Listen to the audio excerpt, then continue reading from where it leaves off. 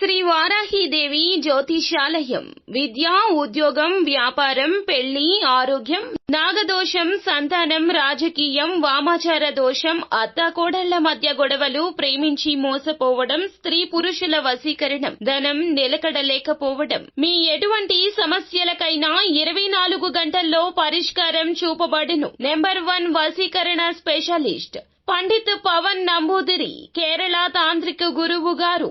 ఎక్కడి వారికైనా ఒక్క ఫోన్ ద్వారా వెంటనే పరిష్కారం చూపబడును. Phone number 9043637512. అందరికీ నమస్కారం. ఛానల్లోకి తిరిగి స్వాగతం.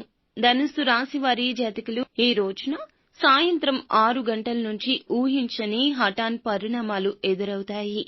జరిగేది తెలిస్తే మీ గుండె జల్లుమంటుంది. ఏం జరగబోతుంది, ఈ రాశి జాతకులకు ఎటువంటి ఫలితాలు కలగబోతున్నాయి అనే అన్ని వివరాలు కూడా ఈ వీడియోలో తెలుసుకుందాము.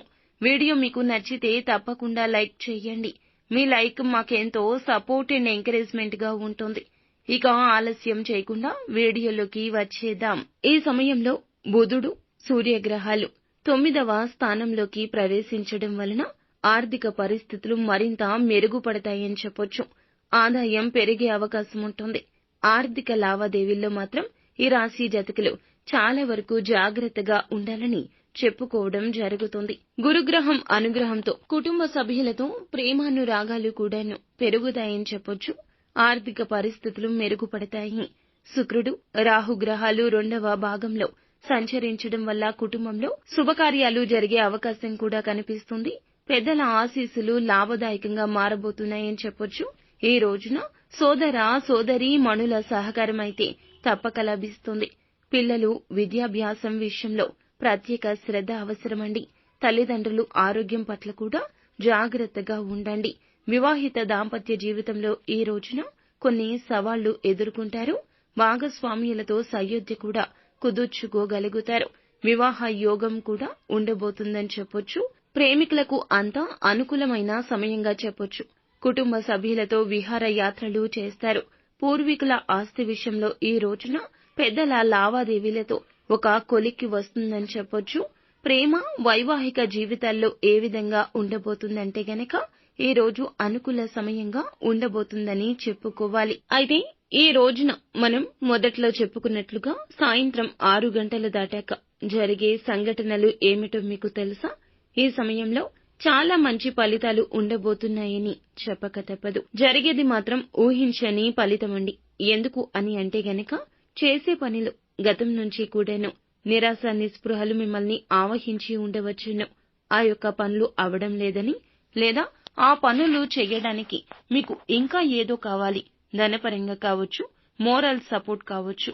ఆ యొక్క పనులు వృత్తిపరంగా, ఉద్యోగ వ్యాపార పరంగా మీ రంగాల్లో మీరు పై స్థాయికి వెళ్లడం కోసం చేస్తున్నటువంటి కష్టతర సాధ్యమైన పనులు కూడా అసాధ్యమైపోతున్నాయి. చేతి వరకు వచ్చిన కొన్ని రకాల అవకాశాలు చేజారిపోతున్నాయి. జీవితంలో అస్సలు సుఖం అనేది లేకుండా పోయింది అని నిరాశతో ఉన్న ఈ రాశి జాతకులు ఎదురు చూస్తున్న ఫలితం ఈ రోజున కలగబోతుంది. ఈ సమయంలో సడన్ గా ఈ యొక్క పని అనేది జరిగిపోతుంది. గతం నుంచి వాయిదా పడిన పనులు అన్నీ కూడా చాలా సులభంగా ఈ రోజున మీ ప్రమేయం కూడా లేకుండా పూర్తయిపోతాయని చెప్పొచ్చు. దేవుడైతే మీకు అన్ని విధాలుగా చాలా వరకు అనుకూలంగా అయితే పరిస్థితులు అన్నీ కూడా మార్చబోతున్నాడని చెప్పుకోవాలి. భగవంతుడు తన తీర్పు ఇచ్చేశాడండి. ఈ రోజున ఈ రాశి జాతకులు ధైర్యంగా ఉండండి. ఏ పని చేసినా నిక్కచ్చిగా చెయ్యండి. ఎవరికి ఏ విషయాలు చెప్పవద్దు. చేసే పని గురించి మీరు చేశాక ఫలితం వచ్చాక తెలుసుకుంటారు. అప్పుడు ఆనందిస్తారు. ఆనందపడేవారు బాధపడేవారు అప్పుడు బాధిస్తారు. ముందుగానే చెప్తే మిమ్మల్ని ఇబ్బంది పెట్టాలి అనుకునేవారు ఒక అవకాశం మీరే ఇచ్చినట్లు అవుతోంది. కావున ఇకనైనా అప్రమత్తంగా ఉండండి.